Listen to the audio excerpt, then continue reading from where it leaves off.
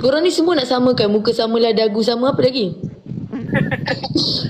Muka sama, dagu sama, bracer sama, apa lagi? Suara Mata sama ada 2. Lagi?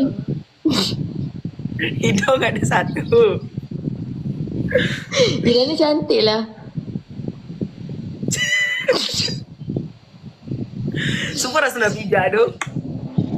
Kalau tengok-tengok Korang kalau kena pijak, siapa je tak nak kena pijak dengan Rania? Cuba gitu. macam tai dia perangai dia ni. Senyuman sama. Ada cakap Rania cuba masuk AI team.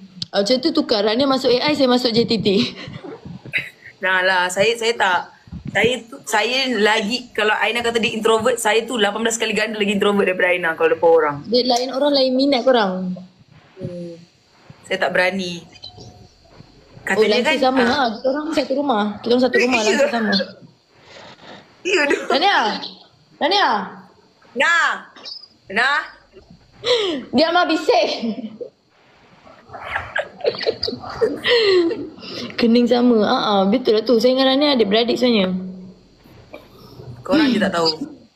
Risau orang percaya kan, terus buat edit. Betul orang cakap lah, patutlah gitu ya. Aduh, korang. Free kena kencing. Aina esok kerja ke? Apa dia? Esok kerja ke? Kerja kerja hari-hari. Hari-hari kerja. Nak cara anak bini, kenalah kerja. Nak apa? Nak cara anak bini. Anak bini pula.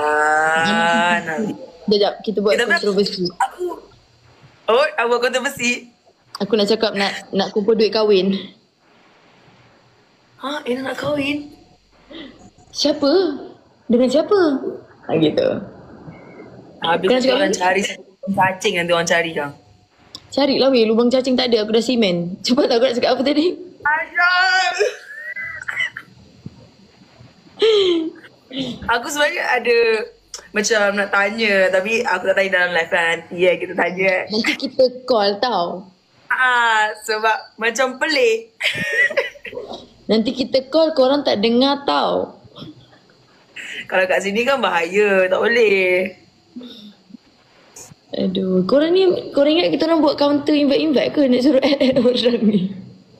Tadi nama orang lain, ni nama orang lain pula.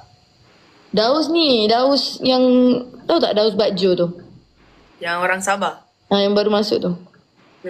Wih, dia tu memang pecah weh, depan-depan semua pecah. Siapa lagi pecah? Dia ke boleh lagi pecah?